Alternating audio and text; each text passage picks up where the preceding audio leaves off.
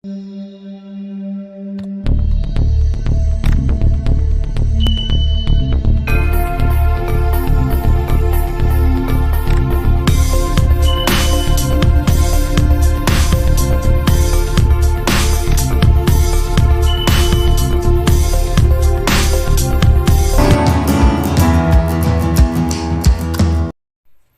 afternoon, good day everyone.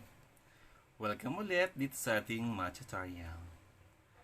And I am Mr. Rick, ang inyong tutor para sa araw nito. Alright, para sa araw nito, ang ating pag-aaralan ay ang Pythagorean Theorem. Ano nga ba ang Pythagorean Theorem? Okay, let us have this one.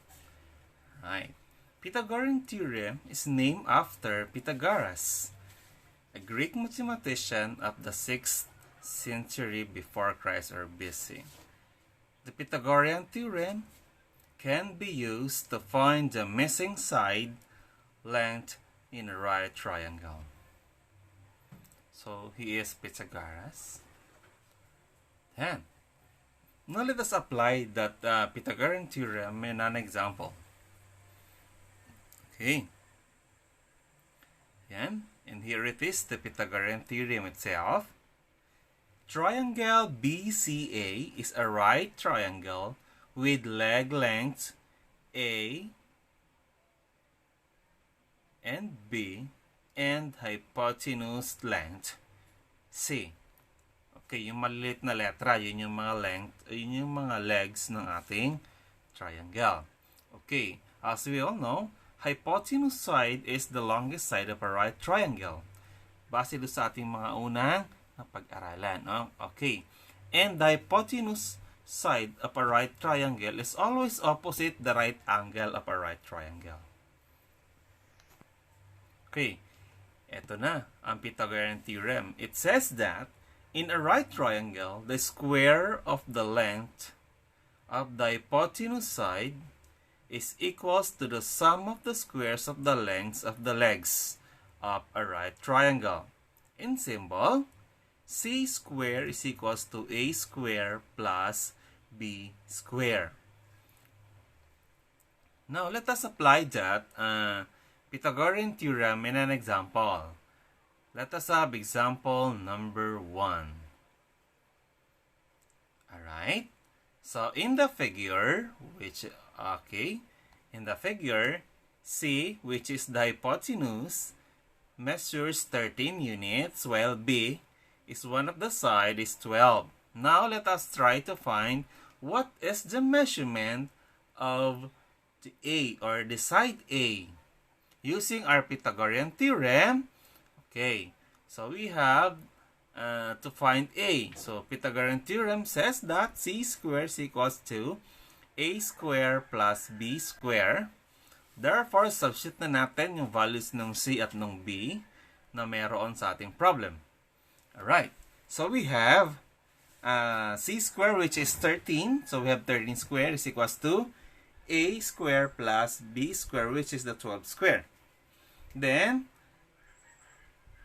manipulate na natin yung ating formula. So, A square is equals to 13 square minus 12 square.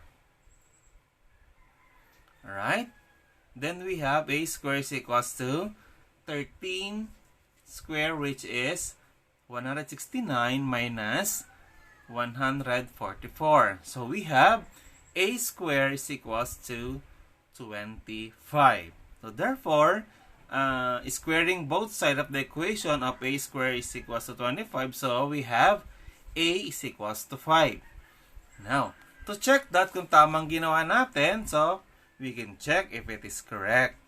So, C square, using the Pythagorean theorem, C square is equals to A square plus B square. Then, let us substitute the given and the computed value of A. Since the given is C and B, so we have 13 square is equals to, ang A natin na na-compute ay 5, so 5 square plus 12 square. So we have 169 plus 25 plus 144. So 169 is equals to 169. So therefore, If it is equal, therefore, the computed value of other side or length ng isang side, which is 5, is correct. Okay. So, meron namang iba pang alternative formula para kung saan kayo mas madadalian, di yun ang inyong gagamitin. Now, let us try this one. Alternative formula, which is, pwede na nating i-manipulate agad yung ating formula na, yung ating theorem, which is c squared is equals to a squared plus b squared. So, manipulating that, so we have a is equals to square root of c squared minus b squared. Okay? So, we have a is equals to square root of 13 squared, which is 13 is the c, and b is 12, so b is 12 squared. So, I will give you 169 from 13 squared minus 144, that is from 12 squared. Then, we have subtracting that, so we will have 25. So, square root of 25 is 5. So, ibig sabihin, katulad lang din siya nung isang formula na nauna natin ginamit. So, paras naman yung ating nakuhang sagot. And to check that, gamitin natin yung pan-check yung ating Pythagorean Theorem. Okay. Now, let us proceed with the next example. Okay. Next example, so we have example number 2. Okay. In the figure, which is the figure? Alright. So, in the figure, A is equals to 12 and B is 16. Or, yung side natin na A ay 12, ang isa pang side natin ay B na 16. Okay. Now, anong hinahanap natin? We are trying to look for the length of the hypotenuse side. Or we are trying to length for the C. Alright. How? And here it is. Let us find C. Okay. So, again, let us use the Pythagorean Theorem since the given problem is a right triangle. So, C squared is equals to A squared plus B squared. Or C squared is equals to 12 squared plus 16 squared. So, meron tayong 144 plus 256. Okay? So, adding that, so meron tayong 400. Next is, ayan. So, squaring both sides of the equation. So, na-cancel na yung square root nung sa c square. So, natira na lang is c. So, therefore, c is equals to 20. Okay. Ngayon, katulad ng pag-check natin kanina, pwede nating i-check agad kung tama ba yung ginawa nating solution. Okay, to check again, so ganun pa rin ang pag-check. We are going to use the Pythagorean Theorem, which is c squared is equals to a squared plus b squared.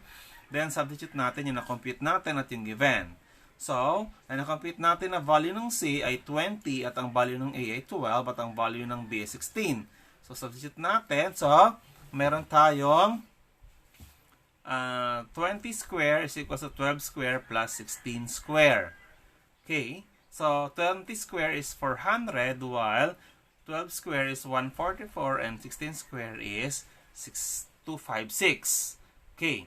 Then, 400 is equals to adding 144 and 256 will give you 400. So, therefore, 400 is equals to 400. So, ibig sabihin, tama yung compute natin na value ng C. Now, let us have this one. Pwede rin natin i-double check kung tama nga ba yung 20. Yung 20 ba ay mas mahaba doon sa dalawang side ng right triangle? Yes. So, therefore, yung na-compute natin ay tama. Okay. Now, let us use the alternative formula. Okay. So, alternative formula natin kanina, which is gagamitin natin yung values or formula na pwede natin i-manipulate na kagad. So, c squared is equals to a squared plus b squared. So, c equals to square root of a squared plus b squared. Then, c is equals to 12 squared plus 16 squared.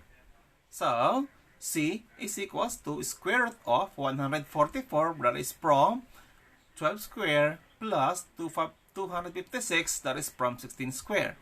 So we'll give you 400, the square root of 400. And the square root of 400 is 20.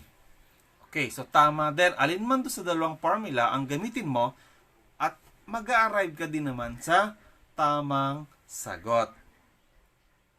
Okay, now, let us have the conclusion or pagsama-samay na natin. Generalize natin to. Okay, ito yung formula na ginagamit natin. Pythagorean Theorem. Ano nga ulit ng Pythagorean Theorem?